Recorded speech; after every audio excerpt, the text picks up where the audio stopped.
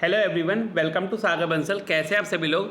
Students, इस video में हम लोग acid base and salt chapter पढ़ने वाले हैं, जिससे आप आराम से एमसीक्यू, रीजन असर्शन और केस स्टडी टाइप क्वेश्चन चुटकी बजाते ही सॉल्व कर लेंगे।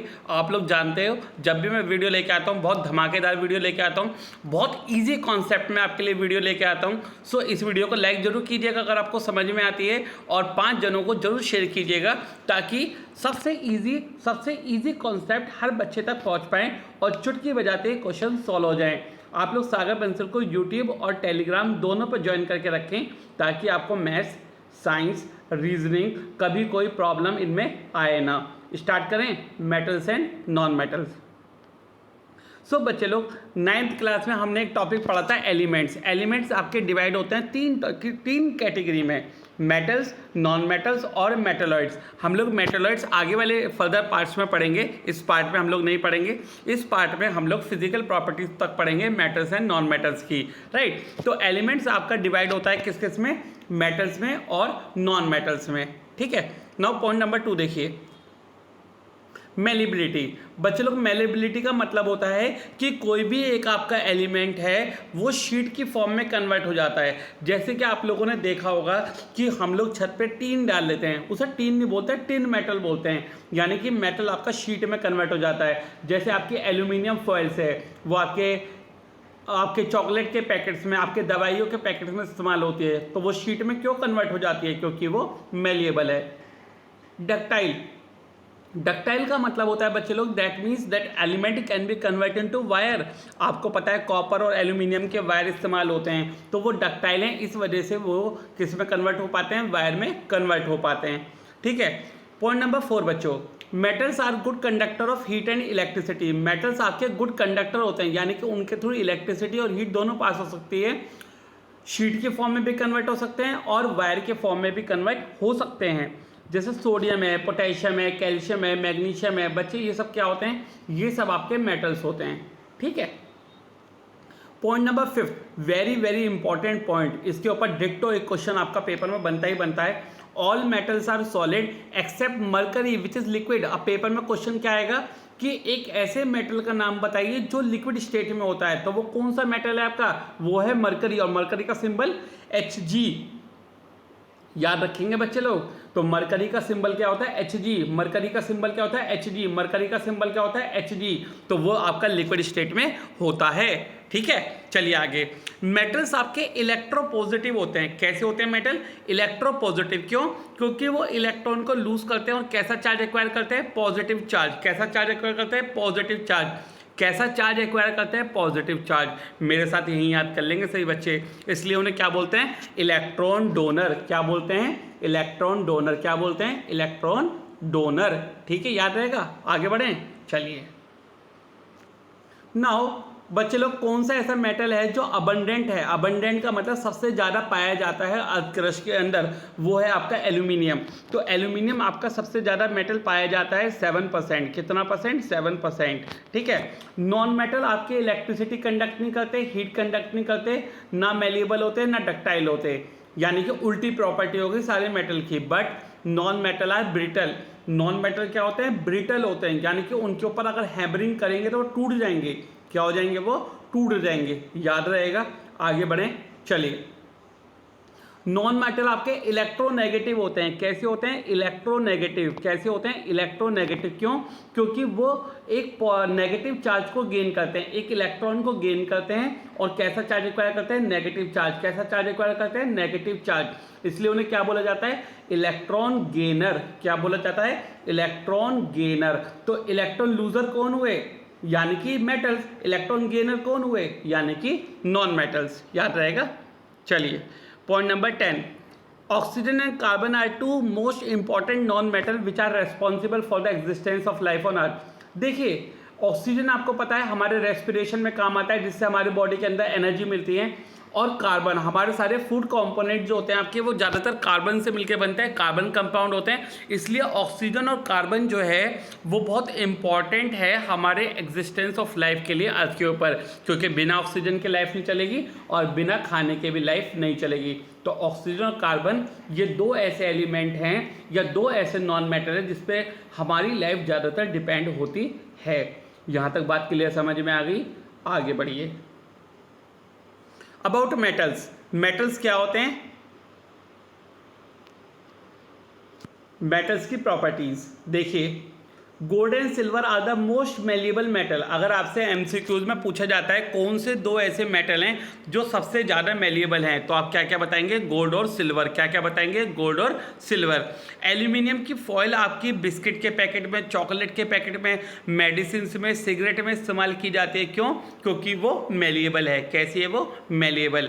कॉपर और एल्यूमिनियम के तार बनाए जाते हैं। क्यों? क्योंकि वो डक्टाइल हैं। क्योंकि वो डक्टाइल हैं। याद रहेगा, क्योंकि वो डक्टाइल हैं। कौन सा ऐसा मेटल है जो गुड कंडक्टर है हीट और इलेक्ट्रिसिटी का?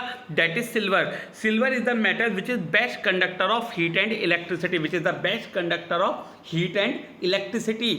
नेक्स्ट, अब जो आपके घर के बर्तन हैं वो किसके बनाए जाते हैं? कॉपर और एल्यूमिनियम के बनाए जाते हैं, क्योंकि वो गुड कंडक्टर ऑफ हीट होते हैं। क्योंकि वो गुड कंडक्टर ऑफ हीट होते हैं, इसलिए आपके घर के बर्तन किसके बनाए जाते हैं? कॉपर और एल्यूमिनियम के बनाए जाते हैं। अब पेपर में क्वेश्चन आ गया कि एक ऐसे मेटल का नाम बताओ जो पुअर कंडक्टर ऑफ हीट हो। क्या हो? Poor conductor of heat, that is called lead. Lead का सिंबल क्या होता है? पीबी। ब्रैकेट में लिख लेना, लेड का सिंबल क्या होता है? PB. So lead is the poor conductor of heat. याद रहेगा आपके, lead is the poor conductor of heat.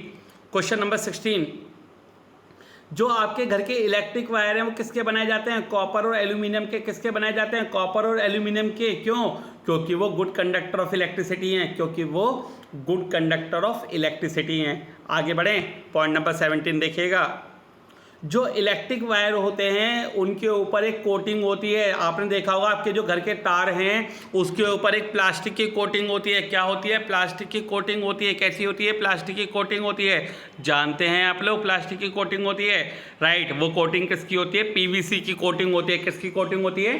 PVC की। That is called polyvinyl chloride. याद रखना एग्जाम के लिए, जो हमारे घर की वायर होती हैं कॉपर की और एल्यूमिनियम की, उसके ऊपर कोटिंग होती है पीवीसी की। किसकी? पॉलीविनाइल क्लोराइड की, ताकि आपको इलेक्ट्रिक शॉक ना लगे और करंट आपके बॉडी के थ्रू पास ना हो। ठीक है।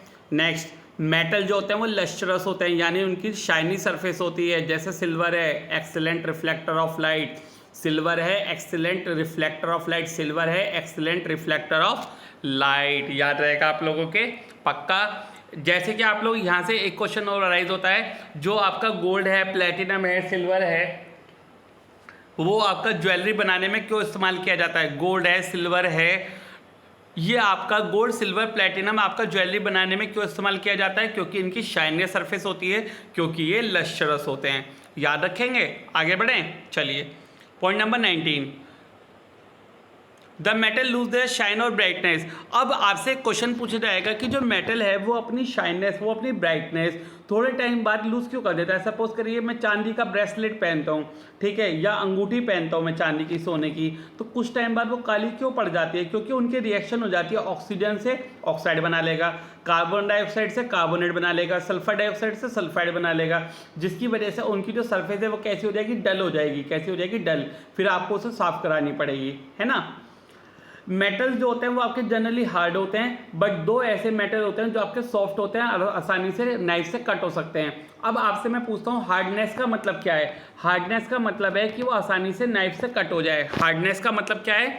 कि वो नाइफ से आसानी से कट हो जाए। पर सोडियम एंड पोटेशियम दो ऐसे मेटल होते हैं जो आपके नाइफ से कट हो जाते हैं, यानी कि वो सॉफ्ट होते हैं। तो ये एक्सेप्शन हो जाएगी, इसकी याद रखिएगा अपने MCQ के लिए।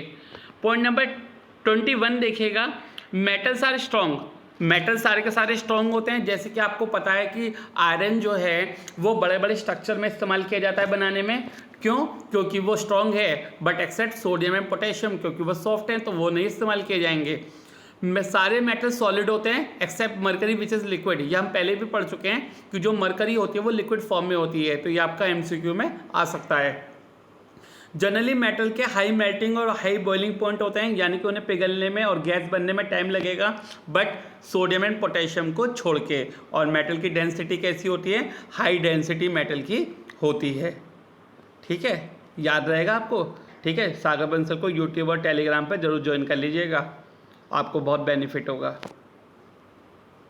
पॉइंट नंबर 25 देखिए, मेटल्स आर सोनोरस। सोनोरस का मतलब क्या होता है कि मेटल के अंदर रिंगिंग प्रॉपर्टी होती है। कैसी प्रॉपर्टी होती है मेटल के अंदर?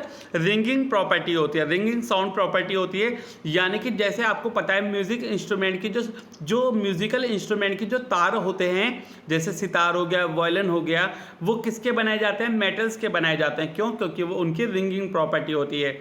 ज़्यादातर जो मेटल हैं वो सिल्वर और ग्रे कलर के होते हैं। कैसे कलर के होते हैं? सिल्वर और ग्रे कलर के, एक्सेप्ट गोल्ड एंड कॉपर। किस किस को छोड़ के? गोल्ड और कॉपर को छोड़ के बाकी ज़्यादातर जो मेटल होते हैं वो सिल्वर और ग्रे कलर के होते हैं। कॉपर आपका रेडिश ब्राउन कलर का होता है, प्योर गोल्ड आपका येलो कलर का होता है। ठीक है, कॉपर आपका कैसे कलर का होता है? रेडिश ब्राउन कलर का होता है। कैसे कलर का होता है? रेडिश ब्राउन कलर का होता है। पर जो प्योर गोल्ड है वो आपका येलो कलर का होता है। आपसे बोला जाएगा भैया गोल्ड तो गोल्डन कलर का होता है। नहीं, जब आपका गोल्डन कलर वो कैसे दिखाई देता है? क्योंकि आपको पता है कि प्योर गोल्ड को क्या करने के लिए, अलॉय बनाने के लिए उसके अंदर सिल्वर का प्रयोग करा जाता है। क्यों? क्योंकि प्योर गोल्ड जो होता है वो सॉफ्ट होता है, लेकिन ज्वेलरी बनाने के लिए उसमें क्या ऐड करा जाता है? उसमें सिल्वर ऐड किया जाता है, इसलिए वो थोड़ा हार्ड हो जाता है, वरना वो सॉफ्ट रहेगा। तो इसलिए आपका जो प्योर गोल्ड है वो येलो कलर का होता है, और जो आपको मिलता है वो सिल्वर कोटिंग होता है, यानी कि उसके अंदर सिल्वर मिला हुआ होता है, इसलिए वो गोल्डन कलर का होता है। नाउ अबाउट नॉन मेटल्स में देखिएगा, अब एक ग्रेफाइट जो होता है वो एक ऐसा नॉन मेटल है जो आपका गुड कंडक्टर ऑफ इलेक्ट्रिसिटी होता है। ये आपका एमसीक्यू का डिट्टो क्वेश्चन है कि आप जानते हैं कि जो नॉन मेटल होता है वो बैड कंडक्टर ऑफ इलेक्ट्रिसिटी होता है, पर इसमें एक नॉन मेटल ऐसा है कार्बन का ग्रेफाइट फॉर्म जो गुड कंडक्टर ऑफ इलेक्ट्रिसिटी होता है। तो graphite is the good conductor of electricity although it is a non metal. Non metal सारे डल होते हैं एक्सेप्ट आयोडीन। अब पेपर में यही क्वेश्चन पूछा जाएगा कि कौन सा ऐसा नॉन मेटल होता है जो लश्चरस होता है, जो शाइनी होता है? आप बोलेंगे आयोडीन। सारे नॉन मेटल आपके सॉफ्ट होते हैं, पर डायमंड आपका एक्सेप्शनली हार्ड होता है, यानी कि हार्डेस्ट एलिमेंट होता है आपका। कौन सा? डायमंड। तो याद रखिएगा कौन सा नॉन मेटल आपका हार्ड होता है? डायमंड। नॉन मेटल आपके स्ट्रॉन्ग नहीं होते, उन्हें आसानी से तोड़ा जा सकता है, जैसे फॉस्फोरस है, उसे आसानी से आप क्या कर सकते हैं? हैमर से ब्रेक कर सकते हैं। नॉन मेटल के मेल्टिंग और बॉइलिंग पॉइंट बहुत कम होते हैं, बट किसे छोड़ के डायमंड को, क्योंकि वो हार्ड है तो उसका मेल्टिंग और बॉइलिंग पॉइंट ज़्यादा होगा, ऐसे ही उसकी डेंसिटी कम होगी। नॉन मेटल आपके नॉन सोनोरस होते हैं, यानी कि उनकी रिंगिंग प्रॉपर्टी नहीं होती, उनके अंदर साउंड प्रोड्यूस नहीं होता। और नॉन मेटल आपके कितने भी कलर के हो सकते हैं। ठीक है बच्चों, और यहाँ पे पॉइंट नंबर 34 के साथ हमारी वीडियो ख़त्म तो हो रही है। मैं आपको एक 35 वाला पॉइंट और लिखवाना चाहता हूँ कि आपका एक नॉन मेटल यानी कि ब्रोमीन। कौन सा नॉन मेटल बच्चे लोग? ब्रोमीन। तो ब्रोमीन एक ऐसा नॉन मेटल होता है जो आपका लिक्विड स्टेट में होता है। किस स्टेट में होता है बच्चों? लिक्विड स्टेट में होता है। ठीक है, अब एमसीक्यू में क्वेश्चन पूछा जाता है नेम वन मेटल और name one non metal which is in liquid state. तो बच्चों मेटल तो आपका कौन सा होता है? मरकरी। मेटल कौन सा होता है आपका? मरकरी। नॉन मेटल कौन सा होता है आपका? ब्रोमीन, जो आपका किस स्टेट में होता है? लिक्विड स्टेट में। किस स्टेट में होता है? लिक्विड स्टेट में। याद रखेंगे एमसीक्यू के लिए, मेटल तो होता है आपका मरकरी और नॉन मेटल होता है आपका ब्रोमीन। एलिमेंट पूछा जाए तो कोई सा भी हो सकता है, मेटल में मरकरी और नॉन मेटल में ब्रोमीन, जो लिक्विड स्टेट में होते हैं। बोलिए सभी बच्चों को वीडियो समझ में आ गई वाली? पार्ट नंबर 1 समझ में आ गया? वेट करिए, पार्ट नंबर 2 का जल्द ही आएगा आप लोगों के लिए, बट टारगेट पूरा होना चाहिए। ज़्यादा से ज़्यादा बच्चों को शेयर करेंगे यूट्यूब पे सागर बंसल, टेलीग्राम पे सागर बंसल, ताकि सभी बच्चों तक ये वीडियोस पहुंच सके और उनके लिए साइंस, मैथ, रीजनिंग की वीडियोस आसानी से मिल जाए उन लोगों को, और आसानी से वो लोग चीज़ों को समझ पाएँ। राइट, मुद्दा एक ही है, आप लोगों को सारी चीज़ें समझ में आनी चाहिए। यही मेरा वादा है और यही जिज्ञासा क्लासेस का वादा है। ऑनलाइन ऑफलाइन किसी भी मोड में जुड़े रहिए सागर बंसल सर के साथ। All the best, good luck. मिलेंगे आपसे नेक्स्ट वीडियो में।